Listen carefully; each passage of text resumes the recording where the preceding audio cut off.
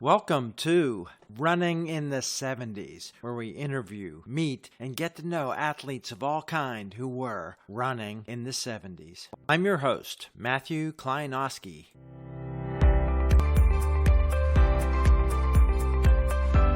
We're back in part 4, talking the times, events, people, and history in Creigh Kelley's life. The farcical thing that happened with me, Marion Jones was long jumping. Oh, I interviewed her. Right. Yeah. During the qualifying, it's on the far side of the track. Yep. The runway. So I said, I got to go over there. And all I had with me was my underwater wind up camera. I'd just been diving on the Great Barrier Reef for a couple weeks. So I came in and I get into there and it's packed with the photographers because the main media is at the finish line. Right. And I go to these guys, I said, hey, I had a photographer's vest on. And I said, I just want to get a couple pictures of Marion during the prelims. Is that all right? And so the press corps, they know each other. They don't know who I am. They're like, let this guy through. They let me down to the rail. Unbelievable. I pull out this little wind up camera. I snapped my picture, said, thanks, guys. They looked at me with their 7 pounds each. Yeah. Filters and extensions on, and they just start going, yeah, that's great. so we should carry that. And they said, I won't be back. Thank you. And I got out of there. That was just the best. Look, you get one life to live and you better live it as large as you can. You don't want to do any harm, do no harm. There've been some tight squeezes I've been in, which I will not discuss there, which I came out okay, but oh my God, my life would have changed immeasurably in a negative way had those things turn out a different way. But I can usually talk my way out of almost anything. But Sydney was remarkable. I interviewed her afterwards. I interviewed so many different people. I had to, as part of my job. I crashed a few parties that were awesome. Credentials would get you almost anywhere. I got the Australian bronze medal field hockey around my neck at their party. Oh my God. Really? Yeah. That's Yeah. great. They didn't expect to get a medal. So they have a party. I don't know how we got in. I got me and my buddy into that party. And yeah, I just said, what? Look, I'm going to look the number in your chest. Can I wear your medal? He said, yeah, just find me later. Oh my God. Yeah. That is great. You know what? I think the 70s, the 80s, and the 90s were just the best 3 decades ever. The 90s were much more troubling as you got later on, just how dysfunctional the governing bodies were. It's just tragedy. I actually had a meeting, I think it was in Reno, Nevada at the USA Track and Field Convention. And I had negotiated that Roadrunners Clubs of America, RRCA, USA Track and Field, Running USA, which I was a founding member of, would all get together in one room. I said, I have this grand idea, but I think instead of you fighting amongst yourselves, we could be bigger than that. And I came up with this strategy of an overarching model that they would all be a part of. They would keep their identities, but sponsors could come in and buy long distance running. If they wanted youth athletics, that would be proportionally to RRCA. If it was track and field, it would probably go to USA Track and Field. If it was pure road running, but so AT&T could come in and they pay $1 million and they get the money spread in these various ways. They didn't have the vision. And had they done that, I can venture to say, Seb Coe now sees it with World Athletics, how he's and broadened the bubble. Certainly Formula One did it. There's a lot of things we could learn from those models, but we fail all the time in long distance running because we're too parochial in our interest. In my opinion, that's just my opinion. But man, those were fun times. I tell people all the time, I'm sure you say the same thing, the times that I was running that were, as far as I was concerned, marginal times as a recreation athlete would win 95% of all the road races in America today that don't have prize money. They would win them outright, just crazy, insane.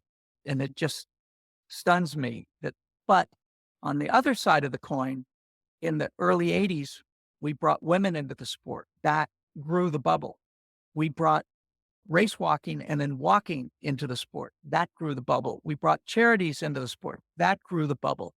All of us that have been nurtured and made careers in the sport have done it because of those added texture to the sport. And people say, I can't believe you gave women only a few awards and the men most of them because there weren't that many women running, but you didn't let them run. So why would they want to? And so I said, I don't own that. I said, because we were the tip of the spear that said that we will include. And, and we did.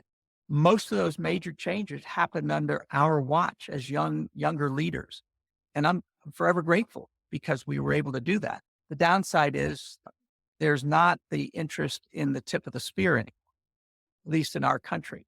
When I go to Kenya every year since 2003, and there was another funny anecdotal thing. I only went there because I figured that pixie dust would rub off on me and I'd get faster again. That didn't happen, but I fell in love with the country. And my good friend, Peter Tanui, I introduce him as my brother to everybody. He was a very good collegiate runner, 18-time NAIA All-American. And he got good, but he never got great, like a 104 half marathoner. We became dear friends and have been ever since. I went over and he was my minder, and I got a chance to see and meet all these great people. Ibrahim Hussein was one of them who's still deeply involved in their athletics. I met extraordinary people in very ordinary places, very rural, very agrarian, very not rich. But because he made me go to see his primary school, where he was the first kid to graduate from this primary school who went on to an American college and graduated. So he's a big deal there. Now, there have been others that have since, but there's 400 or 500 kids in this very rural school. I go and the kids are just fascinated to see this Mzungu white guy and come up and touch you and run away and so on. And it was a fascinating experience. As the headmaster was showing me around, I saw something that looked like a little roughed out garden. I said, is that your garden? He said, no, someday God will give us a library. I said, where's your library? And it was like a little of old British books. It was tragic to see. And we walked on and I saw these women around a fire. And I said, is that where they burn the garbage? And he said, no, they're cooking the children's ugali for lunch. And I turned to, this is when you go, maybe I was a ready fire aim, not a ready aim fire. I said, Peter, we should just start a nonprofit foundation and build a library in a kitchen. Suddenly, Mr. Kelley is going to build a library in a kitchen. I felt morally obligated. So I came back to America. We had formed our 501c3, and we certainly built a library and a kitchen. We have no staff. We just have a bank account where we raise money at these parties, and then we build stuff.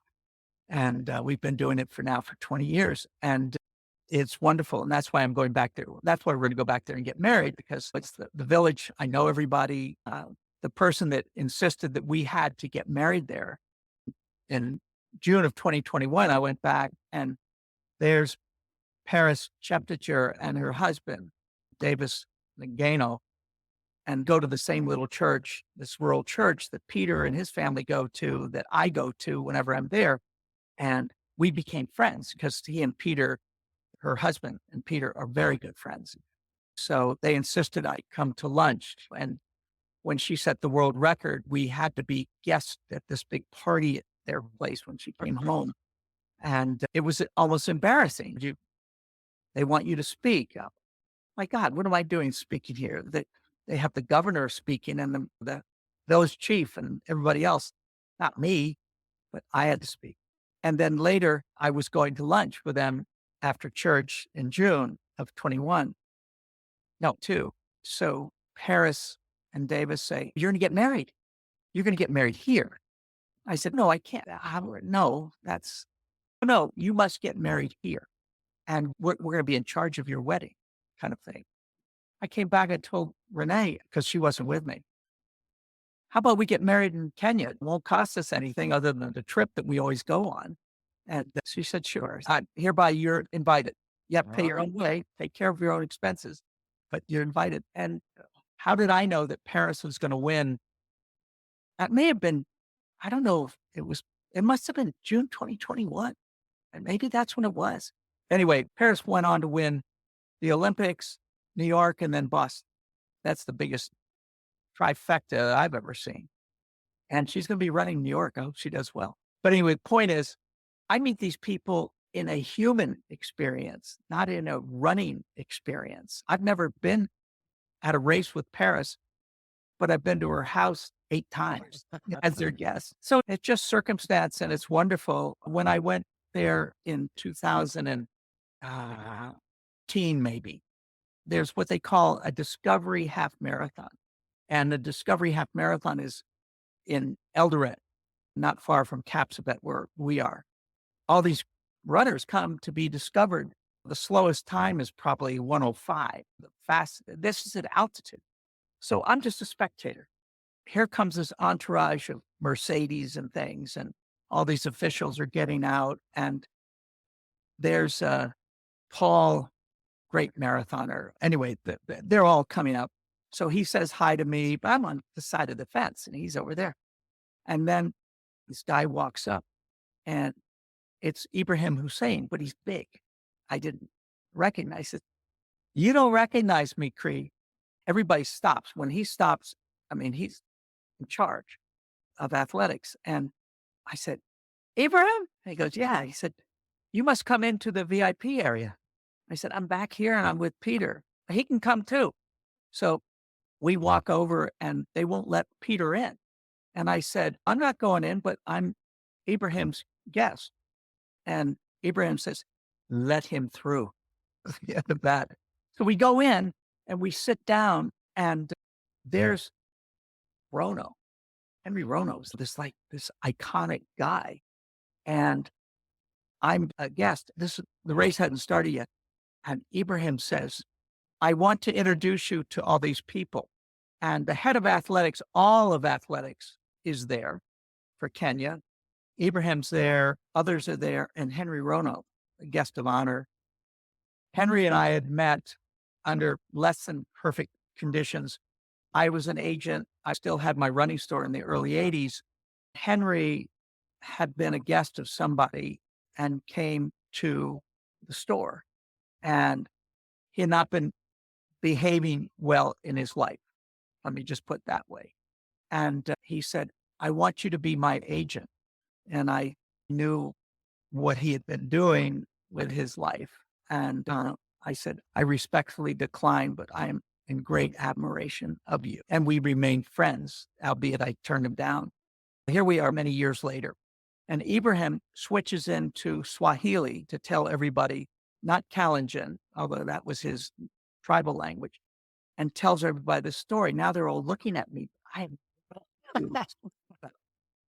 And at the end, they all turned and did a round of applause for me. I have no idea what's going on. I turned to Peter and I said, what happened? He said, Ibrahim told a story that in 1980, let's make this up, 87, he wanted to run a race in Australia, but they didn't think he was worthy of going. And his agent wouldn't try to get him into the race. So he called you because he knew you were an agent and knew people. I'm sorry, maybe New Zealand. And you knew people. But it might have been Australia. Anyway, because I knew Rob DiCostello was one of my roommates at the Wheeling distance class, road race years before. And so whomever, I called Australia, long distance call. And he said, and you got him into the race. He won the race and he wanted to give you 10%. And you turned it down because you weren't his agent. You said it would be unethical for me to take the money, but I'm glad you won. He said, then I see Creigh at the Boston Marathon. And I think he won there twice. And this was the second time when I was invited athlete kind of thing. And I'm in the church and Ibrahim comes up to me and said, I need good luck today. Will you pin my number on? I went, Sure. And so he said, and I won the race and he pinned my number on, and that was good luck. He told the story. And the point was, white people historically had just taken advantage and taken money from the African athletes. But I was the total antithesis of that. I was just their friend. And Peter said, you'll never want for anything in this country anymore. So whenever I needed a favor for something, I got it. Amazing stuff like that. And I try to do good. That's what I always say. And you tell me how many distance runners that are bad people. I'm talking about at all levels, bad people. Yeah. I can name almost none. I can name Yeah. a couple, but almost none. And we self-select. As whenever I go to a gathering or a party, I gravitate naturally to distance runners of all ages, speeds, talent, everything. This afternoon, I'm going to Peter Tanui's daughter's. They have a middle school. She's in seventh grade. They have a track meet. And is it middle school? I think it is. I don't know what she's running. Maybe the mile. I don't know whatever she's running, but I'm going to their track meet. I love those people. I love that camaraderie. They don't know who I am. They could care less. I'm just a spectator. And I thrive in that environment. I hazard to say anybody you've ever talked to on this podcast feels exactly the same way, Yeah. precisely the same way. Yeah, I think you've done a good job of explaining it and bringing it out from your essence. It's very cool. And I think, yeah, everybody's going to relate to that. No, I'm still announcing probably 50% less than I was. I do think that we get aged out, and I think we're smart to age ourselves out before we get aged out. And I still do the ones that I really like doing, like Quad Cities. It's a great marathon, great event. Joe Marino, great race director, some of those rock solid people. And I told almost now 2 years ago, I told the CEO of the Denver Colfax Marathon Weekend, which I helped create back in 2004. And we had our first race in 2006. I said, 2024, I'm closing the door on being the race director. She said, no, you can hang on, be a consultant. I said, no, you could announce. I said, I don't want to. I just, no. And maybe I'll change my mind about the announcing, but right now it's time for younger people to come forward. And I said, that's extremely important for our sport to be nurtured. Don't keep these people from growing into the sport. Let them make our mistakes. Let them learn. Let them make it even better than it was. It doesn't mean I'm going to stop running. I'll probably run more. It doesn't mean I won't. Somebody calls up as a young race director and said, how do you manage this? How should you do this? I have people that will say, he was my mentor. He helped me get started. And I won't tell you these people's name. They're incredibly successful today. I had no part in that, although they insist I was a mentor. I don't remember any of that. I just, I just share information. I think it's important. We need to nurture the sport, keep it healthy, keep it going forward, strong. You certainly know that you've made the contribution. I think over time, I hope you enjoyed another episode of Running in the 70s. Voices, stories, and memories of athletes who were running in the 70s. Until next time, wherever you are, keep looking forward and don't forget to look back.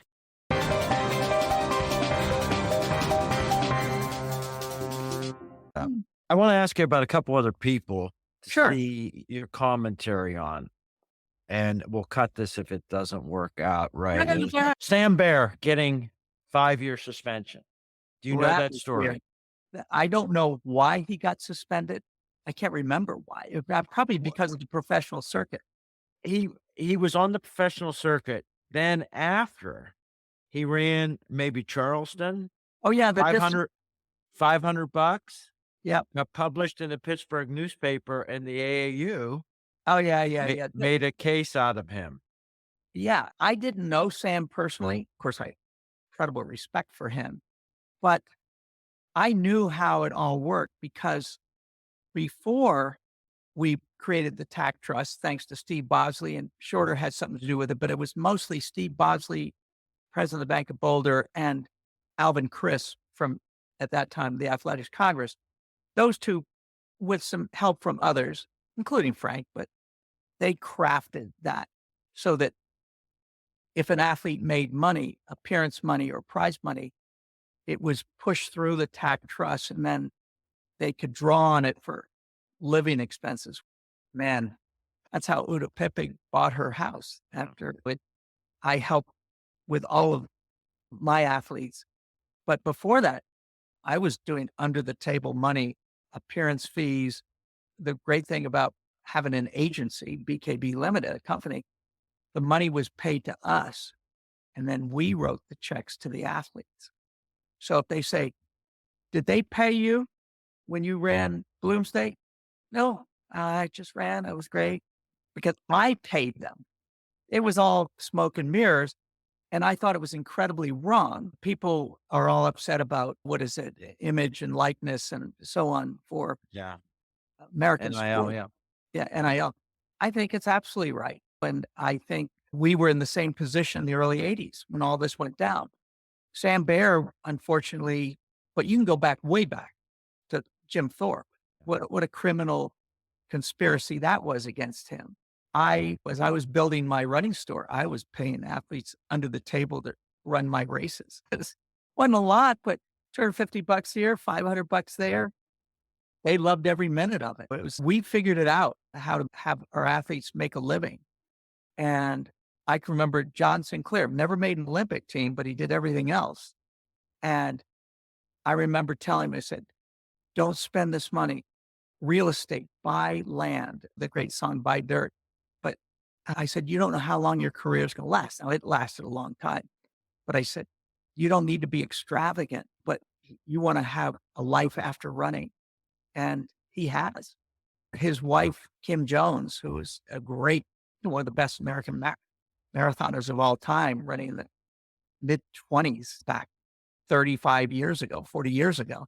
She never was on the Olympic team and was always the runner-up, a lot of times to druggies, which was unfortunate. Same thing with Shorter. He should have had the gold in Montreal. There's no question that that was a criminal. And Don Cardonk should have had the bronze. That was just criminal. I have a very difficult time. I do not condone the use of drugs. I think it's really tragic. I pray every day that my friends don't fall victim to the enticement of it. I don't think they ever will. You have to think about it. When you're coming from nothing and you can help not just your house, your village will be helped as well. It's anyway, digressing, but Sam Baer, wrong place, wrong time. And it was unfortunate that that happened to him. But again, you can go right back to Jim Thorpe in a story. What about a quick comment about Marion Jones? That was while she was married I to was the shot very, putter, and I, she was very denying that she would ever do it. there's no difference between that and Uda Pipping. As far as I was concerned, Uda never did drugs, but obviously was proved wrong and was all about Dieter Hogan, her coach, I guess now her husband, but maybe, I don't know. But I felt that was so sad. Marion Jones interviewed her at the Olympics, loved her. Just what a story, what a personality. She was great. And it wasn't long after when she was busted. And it was all because of her husband. She was dirty. That's just Ben Johnson. He was dirty. And you wish the story was different. I was on the very early in the 80s, on the very early drug testing. How was it called? But it was a committee in USA Track and Field. And I was part of that committee. And I preached to all of my athletes and none of them. I had dropped Uda Pippig a couple of years before she was caught. I don't know whether she was on drugs back then or not. She certainly denied it. I don't know the story. I adored her. She was just a wonderful person. But Dieter Hogan wasn't. He was evil. And Marion Jones' husband, he was evil. What about that committee? What was their basis and reality of we're going to catch people, we know what's going on? How naive or informed were they of the reality? First of all, very naive because the science was way ahead. There's a thing on Netflix or Paramount, the Balco. They were way ahead in the science. It took a long time for the athletic groups to catch up. Kenya has been on tenterhooks for getting kicked out. Russia definitely was state supported stuff. Now Kenya is real serious about it because their whole investment in athletics, that is the number one sport for the country. They can't afford to be kicked out. So they're as hard on the agents and the athletes as they can possibly be. Look what happened to Tour de France. That's why the out of competition testing is so important. And the federations, World Athletics, keenly interested. The trouble is you have a second tier of athletes that are not being tested. So you see a flood of subprime Kenyan and Ethiopian athletes that come to America, get visas, and they run in these lower grade road races and they make money. They'll come in and just suck away that prize money. And their initial reaction, which I was supportive of, was to have American prize money only. But that didn't sit well with a liberal progressive atmosphere. But the intent was we were pretty confident the Americans won't be doing drugs at the level that these other athletes were. I believe that's still true. That's interesting. Just my opinion. Yeah. But and opinions are like anything else, but they're free. Yeah, but it's interesting to get yours. You certainly had a good look and a long time thinking about all And that. I was angry about it. I wanted athletes to be tested. That was the most important thing from back from the days of DMSO. We really wanted athletes to be clean. They think that Salazar was the big story. But hell, I knew about Athletics West, the early Nike team. And I knew people that were in the locker room that knew undeniably that these guys were doing drugs. And Salazar was all part of that, but you couldn't catch him because it was Nike. It was Athletics West. And he was one of those boulder rats, wasn't he? No, he wasn't. No, he was Boston. Yeah. He was out of some of the Boulder guys have stories about him. They didn't like him either. No, because he would win on drugs. Yeah. And that was one of the great things about Australia when Rob DiCostello became decades later the head of athletics for Australia. That was great because there was a legit athlete that did legit things and would keep them clean. It's an imperfect world. People have to live with themselves, but anybody wonders why Anthony Sandoval, this now famous cardiologist, why he was part of Athletics West, but he would never go to Oregon to train. Never. There's a reason. Yeah, he stayed clean. He was an honest, clean guy. And he proved that you can be the best in the world without it. And just interesting stuff. But as John Sinclair said to me years later, it'll all come out someday. He said, it will all come out someday. It may take a long time for Salazar to get caught, but he'll get caught. And he said, I know, and many athletes know, they can live with themselves decades later and feel good about their performances. And they know who was dirty and who was clean. It's interesting stuff. Amazing stories. Yeah. Let me ask you about one more guy. Again, this is one of my not to go in. How familiar are you with the other Fidipides clubs around the country? Do you know the one in LA, Don Feinstein? Is that Don. Oh my God. Don Feinstein's a hasher. Yeah. But Yeah. I mean, I knew these guys at one time, the different guys that owned Fidipides. There were a lot of stores around the country. Bob Day owned one for a while. Oh, wow.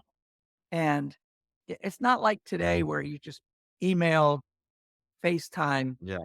Yeah. We really didn't do a lot of that kind of, you're making me think of Bob Hensley back in the Northeast. He was a great runner. And I'm just thinking about some of these people from the late 70s that were embedded in running. I met John Hughes on a run in Winter Park, Florida one day.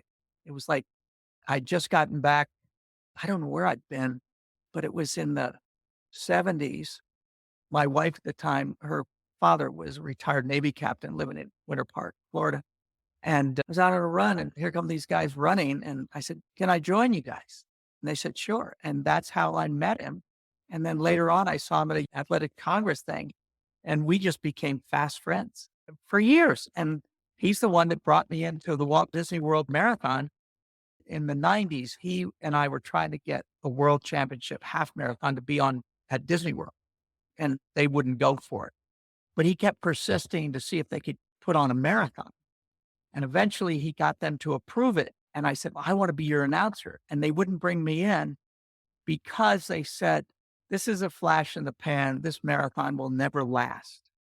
Hmm. And it became the single largest earner of any special event at Disney in their history. And it still is, as far as I know. So I became the announcer in 95 and have been ever since. And if God is good, God is good. But if I get lucky, it'll be my 30th time in January. Yeah. So this guy, Don Feinstein, he's I a know that hasher. name. He started the LA did he start the LA Hash House Okay. Harriers Club? And it was all trail runners, hard running. Some of the Oh, yeah. Hash House Harriers are party clubs, but he was course marshal for 10 miles of the '84 marathon, and he Oh, stocked it with hashers. So he oh, was up in the air. So he has a Greta Bates signed photo that the Hash loves. It's Greta. I thought you, Best wishes to the Hash House Harriers because he went on a chopper ride with her to survey the course for the LA. So guys probably crossed paths out there in LA, I definitely and crossed paths with Greta and yeah, her husband because I went over to the Olympic, sorry, to the name some great track meets in what's the one in Oslo? and Bislett. Yeah, the Bislett Games. At that point, I was dating a woman from Runner's World magazine who was an editor working for Amby Burfoot. She's now his wife. But anyway, we were living large. Anyway, so we went over and somehow I finagled a press pass through Runner's World because of her. They had a 10K road race. And I think I won the masters of that. But the point was, I went over to Greta's house. We hung out with them and this running club, very similar to the yeah. yeah, Hash House Harriers, very similar to them. So they said, we want you to go run with our friends. They have a club. So I said, okay. This was after that race, by the way, and I went up and we drive way up into the hills and it was a point to point. And they said, we're going to run from here. It's on all these trails and so on. And then eventually we'll end up at a beach and that's where we finish. And so on. I went, great. All I want to do is be good. That feeling where I was 40, probably 44, 45 years old, but I was a good runner. And good is all relative, by the way. But all I want to do is stay up with these guys. I don't want to embarrass myself. And so off we go. Beautiful morning, crisp air, the whole thing. And summer. I think the Bislett Games are like end of June, early July, somewhere in there. And I was a long run, like 8, 10 miles. So running and I'm with this lead group. And as we got close to the beach, it was a smooth beach on this lake. Said, we have a tradition. We run as hard as we can across the beach and we dive into the water. And I went, wow, okay, I can swim. That's cool. Summer, it'll be nice. And after that, we go into the bathhouses here, the steam rooms, and we steam. Oh, okay, this is really different, but this is fun. So we get to the beach and I can outkick these guys. So I start kicking and I get in front of them and I run into the water. I dive in and it's got to be 45. I just pop out breathless and they're all standing on the beach. Like, come on, because they knew we were going in the steam house. I was freezing. It was ice cold water. I could have gotten a heart attack. But they said, we really didn't think you'd do it. But I said, dang it, what did you do? And so then and we became fast friends. But Greta, that was her ad hoc running group.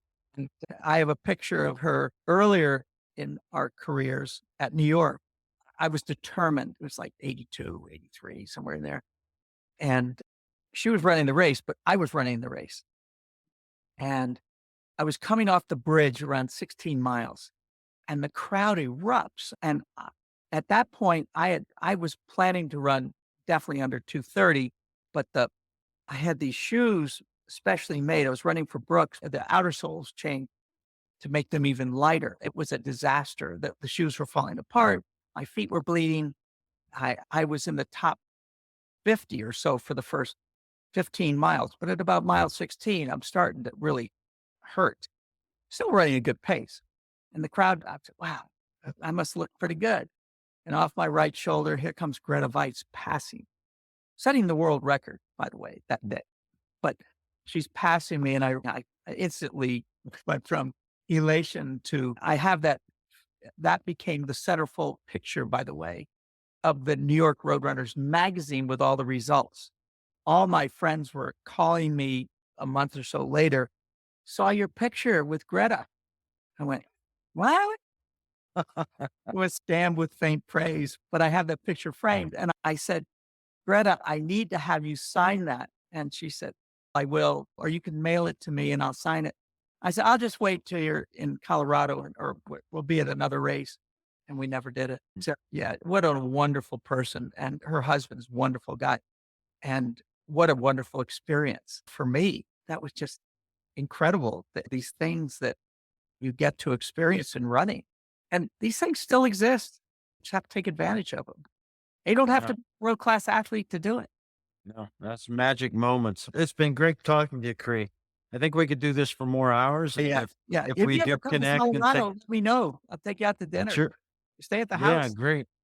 Yeah, we pretty much do. My wife and I are pretty much, we just got back from the Netherlands. We do all of our vacations now with the Hash House Harriers. I started in Kuwait in 1984 before That's the amazing. war with the Hash House Harriers. So That's that's my amazing. community of What a racers. great Yeah. I got back into racing. I did get in shape when I turned 60. I said, well, I'm going to run the Ontario Masters.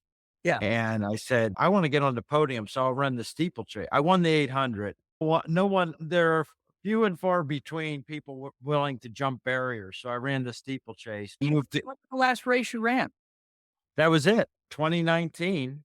This must Yeah. have been because COVID. My Achilles were pretty bad for a day or two, and I told my wife, "Don't let me enter anymore." Yeah. Cause I you know what? I'm going to run. I was invited by an old friend of mine, Paul Samaras. He is the official tour group leader for the Athens Marathon in Greece. And oh I've been yeah, in 2002 or something. We were the first company to time with timing chips a race in all of Greece. And we did the Athens Marathon. And I was a team leader there a couple of times for the World Road Relay Championships. So I've been to Greece 2 or 3 times. But this guy calls me up. He said, would you be our invited guest to come to Athens Marathon? I said, I'm an old guy. Geez, come on, man. You get somebody young with a big name. He said, no, we want you. And so I said, I'll run the 5K. So that'll be, God willing, my next race. wow. I haven't raced years, but that'll be definitely my next race. What years? 2002? Did you do 2003 in Athens? And now we timed it 1 or 2 years. We timed it. We may have only timed it 1 or 2 years, but I was representing Winning Time out of Italy. And I ran the Winning Time franchise for America. And one of my great stories is that I never paid for any timing equipment ever because I was the beta tester for IPECO, then for Winning Time. And anyway, it's a long story, but we took that timing equipment as carry-on luggage and the mats were all rolled up. And back then it was crazy, but you could do this even after 9/11. And we successfully timed it. So I called up the owner in Italy, in Mantua, and I said, they want you to fly down and they want to talk to you about timing races. Maybe the Olympics could be in your purview, but you have to come here. They said, tell them that they can come up and visit me. I said, you're an idiot. You're an absolute idiot. So that was it for me for that. So this will be my first time back. I may have been there. I can't remember what year. Bunch of Cairo people went over to run the marathon. I stayed with some Athens Hash House Harriers, and I ran the last K. Oh my God, that's so cool. Well, They I didn't they run. had a they had a barefoot runner. Oh my A God. member of the Hash ran the Athens Marathon then on that pavement, on that hot pavement. Oh, His feet jeez. were black. And Well, we held our Hash ceremony right outside the stadium. That's And the cool. race. We actually it was raining cats and dogs the day that we timed it. Oh, then we were the next year. It was a Yeah. nice I day. think it was Yeah. 2000. I definitely wasn't 2001, I don't think.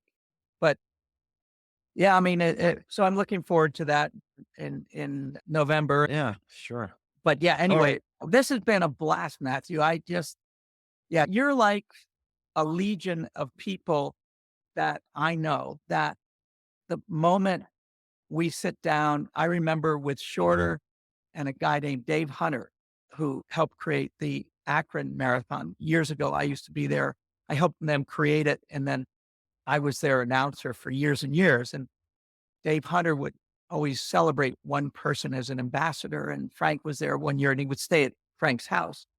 And it, just like this, Frank and I and Dave would sit there and regale each other with stories, just human stories of our sport. And you're very much of that kindred spirit. Yeah, I look back and I was told to get off the track and don't run again by 2 doctors who said, "You will Uh, not be walking." that was Dave Hunter. Dave Hunter cannot run anymore yet because of a heart condition, but he otherwise was physically fit. Yeah, and I've taken 10 years off. I probably didn't do the damage to my heart. I trained pretty hard in my 30s and 40s as running, and there were sand dunes of Cairo. I did 24-hour marathon, just Oh all my my God. amateur stuff. I never ran any real races. I did a triathlon and I did some age group in Israel. I did a triathlon, so I had some fun stuff, but yeah, it was very fun stuff to do. At age 18, I ran a 4:14 mile. What? Muggleton took me off the track. So I can relate to those guys, and I knew some of them, and it's still it feels the same. We all in our brains are still that same age, or You still ever we can dream go back. about it? You ever Oh have? my God. How long I have, there are so many nights where I've had dreams of how enjoyable it was. Like all of us, competing was in our blood. Yeah. So I was good friends with a lot of people. Up your Muggleton was one of this podcast. wow. So That Muggleton was because he beat Craig Virgin. yeah, and that was hard to do, man. Yeah, in the 2 mile indoors. And that's one thing. I mean, Craig. Yeah. I don't. How that Olympic boycott affected a friend of mine. Oh yeah. Jim Wooding was a decathlete. He made it in '84. He was the AAU national champion in the decathlon in '81, '82. So Yeah. That I Olympic imagine Craig Virgin's gotta be still bitter. he had great success, very much like Pat Porter insisted on going back to he made so many Olympic teams, but the 10,000 meters with Coach Joe Vigil, Dr. Vigil told him, if you need to become a marathoner, you're no longer a 10,000-meter guy. And Porter didn't want to do it, and Vigil dropped him. And Vigil was right. There are so many people, but then Anthony Sandoval, Tony was very philosophical about it. He said, at least I got to put my dad on an airplane to Washington, D.C. to meet the president. So it was the first time he'd ever been on a plane. I think how you deal with failure speaks more about you than how you deal with success. And Craig, I haven't talked to him in a couple of years, I don't think. I used to be the event announcer for years and years for the Peachtree Road Race in Atlanta. And I would see him there because he was usually invited guest and so on. I haven't done it now for 8, 10 years, but we would sit and have dinner. And yeah, he's got a pretty substantial ego, but he earned it. And he's a wonderful person. I believe he's still in St. Louis. I'm pretty sure, but he's very reachable. He'd be an interesting guy for you to interview. Yeah. He Yeah, I taught me. don't know him at all, so I count on people like Muggleton knows everybody. Max can get you with Craig. Yeah, he certainly can. Even Elder Centrowitz and all these guys. No, they all could. Look, we're at an age where Bill Rogers, he's a wonderful interview. He's the most scattered guy ever. He's one of the nicest people ever. And what I was saying, if I had that guest book out, all the people that stayed at my house or been in my house, it would fill volumes and it would be a who's who, just that I didn't do it, and it's okay. There's one guy that it'd be great if you could put me in touch with if you feel him out that I cannot track down. A lot of these guys, I've tracked them down. Oh, It's a who is it? matter of just pinging them. Once a runner. Oh, John Parker? I cannot find any contact for information for him Um, anywhere. I haven't talked to him in a century. I would assume he's still living down in the panhandle of Florida, but Jeff Galloway definitely could. Do you know Jeff? I don't. First of all, you should interview Jeff. Yeah, I sure. can, I can connect you with Jeff. Jeff will want to get on your podcast. He's an extraordinary human being, really extraordinary. I've talked to a few people that hadn't read the Once a Runner book. And So I just am sending you Jeff Galloway's contact info and his daughter-in-law, Carissa Galloway, who's married to Jeff's son. oh, yeah, Carissa claims I'm one of her mentors in announcing nice. last 18 years, but she is one of the top women announcers in the country now. She, Oh, by well, I'll get her on. Yeah. Yeah, you should definitely get her on because she's fascinating and I love her to death. She's like a daughter. It might be easier through her too. She may, if I Yeah, can. really close to death, and which was weird because he's the archetypical fitness guy. But she can definitely get you to Jeff. If Jeff doesn't answer the phone, fine. Or if one of the numbers I gave you doesn't work. I've talked to Jeff for the last year, certainly saw him at Disney. And then but Carissa, their family. Yeah, I think you should. And I'll do this forever. I actually started doing Hash House Harriers because it's an organization that really expanded out of Kuala Lumpur for the first time in 1960s. There's a few good runners who are Hash House Harriers, I'm sure. dedicated. There's one guy who was great, Frank Gurman, 1965. He and his twin brother ran behind the Iron Curtain in a dual meet in Ukraine. Oh. I got the video. There's a Jim McKay, the first track, and that I'll send you. You'll like to hear this. It's Jim McKay announcing the 800 He meters. spoke at our high school track banquet. Wow. Gurman won against the two.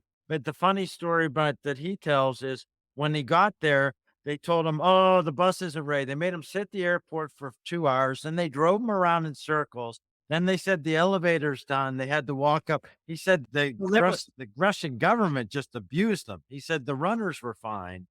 Harry Groves, who became the coach at Pennsylvania. He was Penn State. Penn State. Yeah. So Harry Groves, this is a true story. We go to a cross-country meet at William and Mary, VMI, across the other side of the state. We get there the day before and we didn't fly, drove long. It had to be 6-hour drive. We get there, we're tired. And Coach Groves comes up to us and says, "Would you like to see the course?" Sure. We didn't know what he meant. He walked the entire 5-mile course. It was 5 miles with cross country back then. We walked this hilly course with him. He did it maliciously. Yeah. We were all wiped out from that walk. Run it'd be easy, but walking it. So the next day we ran and they beat us, but still we did okay. But so years later at the USA Track and Field Convention, he's now a luminary in track and field as an Olympic coach and everything else. But I also had stature, and this had to be in the 90s. And I see Harry, and I said, "Harry, you remember me?" He goes, "How would I ever know you?" I said, "I ran for VMI. And in 1967, we came to run a meet with you or one of those years, 65, 67. And you made us walk the course the day before. After the fact, we realized what you had done." And he just said, smile. I said, "It's important to win." But he was a great guy. I don't know if he's still living, what he's doing. He died within the last 2 or 3 years. He is And a great guy. they did COVID, I think, time, I talked to one of his runners from the 70s from my neck of Pennsylvania, Dave Felice. He said they didn't quite have the memorial on his life that they wanted to because of COVID. That's a shame. That's a tragic thing. Great talking to you, Matthew, and it's fun. And if you have any trouble getting hold of Jeff, let me know. He can also get you with John Parker too. Yeah, that's good. I know that Yeah, they're. the other book, Purple Runner. Have you heard of this one? Oh yeah, Paul Chrisman. Yeah, we Yeah, inducted him into our Colorado Running Hall of Fame 2 or 3 years ago, and yeah. he had the best newsletter back when it was mailed. What was it called? It was called the. What was it called? Anyway, it was. Really basic name. Yeah, You probably it's in that book. It'll tell you what it is. yeah, Running stats or yeah. racing stats, one of the two. I think it was running stats, but it was great. You couldn't wait to get that. It was a weekly. You couldn't wait to get it. I mean, it was like that and road race management, that newsletter that Phil put out. Now it's all electronic, but for years and years it was printed, and you waited for those publications to come out. That track and field news, running times, and Runner's World was a very different magazine back then, and I really liked it. I still get it. There's an issue right here, but it's not nearly. It's all anyway different. Yeah, so at some point I'd like to talk to Paul. Paul is. Let me see if he's in my contacts because he should be. Let me see. Paul. Oh wait, I spelled it wrong. No wonder. Paul. I'm going to send you John Tope, Tope. He's of our generation. Was a good runner. I think he ran 2:35 or 6 in the marathon back in the day. He came from a completely different slice of life. You'd love him. He was in the rock and roll era. He was a runner. He worked for a record label out of Atlanta. So he worked at concerts with the Rolling Stones and everybody else. Plus, for years and years, he was part of the elite athlete management for the Boston Marathon and for the New York Marathon. He may still Yeah. be involved with New York. He still is involved with Bix, 7 miler. He's a guy you should interview. He's got stories. He can tell you about riding around with John Belushi in the middle of the night. Oh, wow. Yeah. Yeah, people would love to hear that. Yeah. Let me Do you just, know more? Do you know Marcy Schwamm?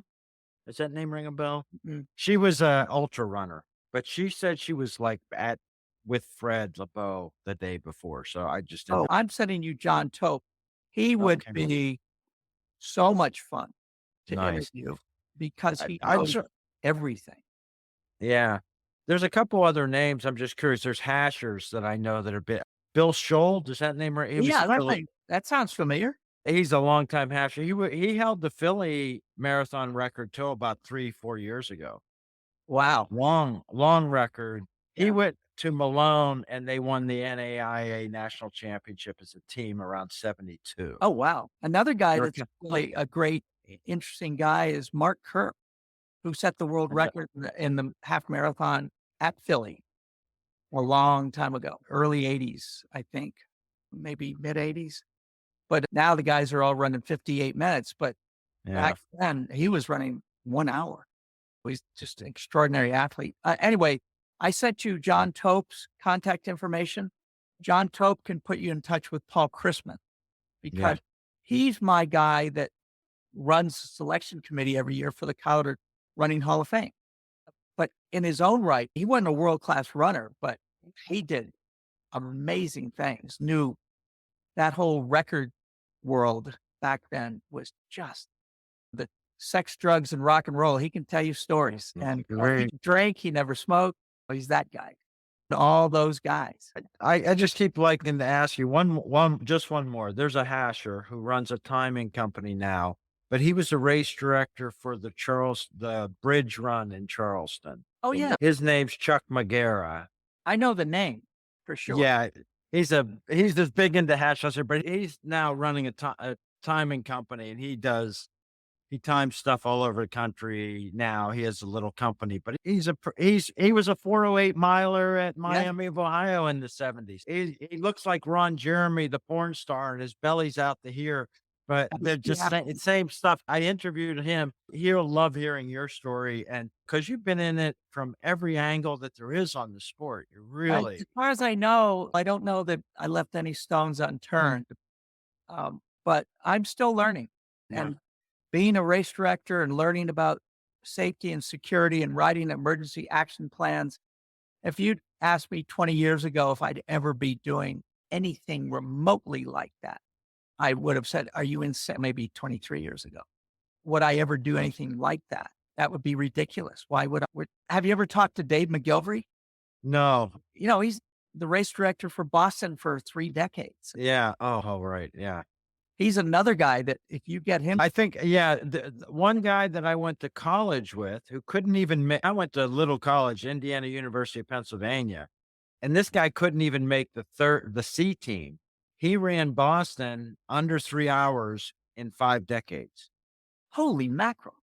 He ran 8 miles a day. I talked to him. He's 68, Kerry Green. I just love this idea of you and this generation. The history of the country is told in your side stories. Yeah, and it's funny, again, you think about my generation, your generation too, but where it was all about anti-war. And here I was going to a military Yeah. and I was spit on in Grand Central Station when I was in uniform as a lieutenant on the way back from Vietnam. Now everybody says, "Thank you for your service." They say it to all the, and nobody thanked us. And now when they do, it's almost embarrassing. I said, that's way too late. But Yeah. But I wouldn't trade. Thankfully, I didn't get wounded, and thankfully, I'm still alive. But I wouldn't trade living through this period of time with anybody. It was revolutionary time for our country. We're still going through change. We're a highly divided country. It's somewhat tragic to see it, but we were a highly divided country we were a highly divided country in the 40s after Second World War. It's the nature of the beast. There's going to be conflict and conflict resolution. And most people will say, my parents said, country's going to hell in a handbasket for me. It's ruined. They ruined this great country. Yeah. When I was just entering my mid-20s, I went overseas to Kuwait on my own. Yeah. The guys I hung out with were these Vietnam vets who were traumatized. There wasn't anybody else except for school teachers. There wasn't anybody else 25 years old. So I coached basketball. I played basketball. Wow. But I would hang out on the weekends and play cards with these former Marines, former Army guys that had now their wives had all said, "What do you go somewhere? You're supposed to be here 30 days a year. What are you doing home?" So they all lived in Kuwait, sent their money home, and were just damaged, went through stuff. Yeah. And so everybody processes war differently. And I think God gave me somehow the ability to move beyond that very quickly. There were times when I would wake up in the middle of the night shocked, or it was not unusual to find myself falling onto the floor with noise. I spent 6 weeks in the green zone working for USAID in Baghdad. Then And it was 6 weeks, and I've worked around military. I've been on aircraft carriers doing medical studies and things, but I hit the ground a couple times from lawnmowers, so I can't imagine what there were mortar shells in Baghdad still going, but that's just a tiny sliver. Yeah. Yeah, but everybody processes differently. So when people start talking about PTSD, honestly, there were a lot of us that said, I'm going to call BS. But then you get older, you get wiser, and you realize that this was the same for every war. And there's a great anti-war novel from the First World War called Johnny Got His Gun. And you read that, you understand a lot. But when you're young and you feel you're invincible, that you're not vulnerable, and you've been trained. I was trained for 4 years. We knew that was coming. And so it wasn't any great burden emotionally for us. But even some of my classmates came out of it very changed. I certainly grew up in that 1 year. I friggin' grew up big time. Changed my whole attitude about loving life and being appreciative. Yeah. Mhm. Do you ever hear the name Larry Coy? Very coy. He's a Ohio runner. He became a Navy pilot. There's a lot of these episodes, but as a military guy. You might enjoy his Did you interview episode. him? I did. I don't know if I published it yet, but I'll let you know. Yeah, Larry Coy, they call him his name's Splash. He told the story of There's a reason. I can immediately yeah, think of the reason. Yeah. yeah. He was a very good runner. He stayed in Division III because of a high school sweetheart. He might have become something. He was many time All-American Division III. Very good runner. By the time he joined and wanted to be a fighter pilot, he joined at 27. He Wow. was laughing at the physical exam. Nobody could. He was still a 4:15 miler when he was 27. Yeah. When you're in that kind of level of shape, it's like I said, one of the greatest things that track and field and cross country gave me was that level of fitness when I went to Vietnam. Even though I'd been smoking Oh for a yeah. few months, that level of fitness was just at a very high level. My great regret, and I always said would have, should have, could have. We're all part of that club. But had I ever been coached correctly, I remember I ran in Florida relays in the distance medley, and I ran the 3/4. And yeah, I was a 3 miler and steepler, but coach put me in the 3/4. I ran 3:06. And I said that was the day I would have run at least 4:10, if not Yeah. 4:12.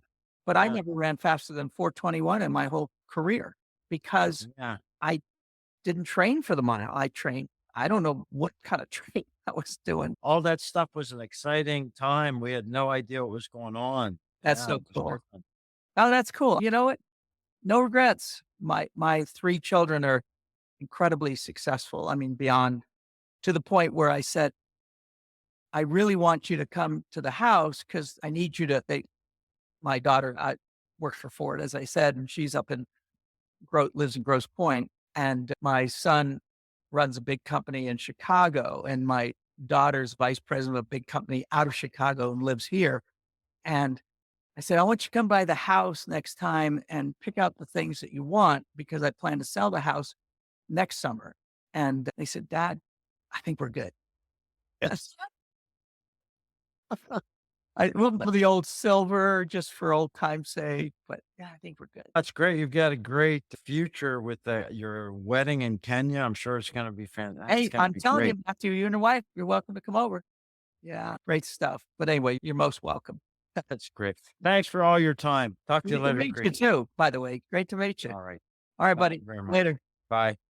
I hope you enjoyed another episode of Running in the 70s. Voices, stories, and memories of athletes who were running in the 70s. Until next time, wherever you are, keep looking forward and don't forget to look back.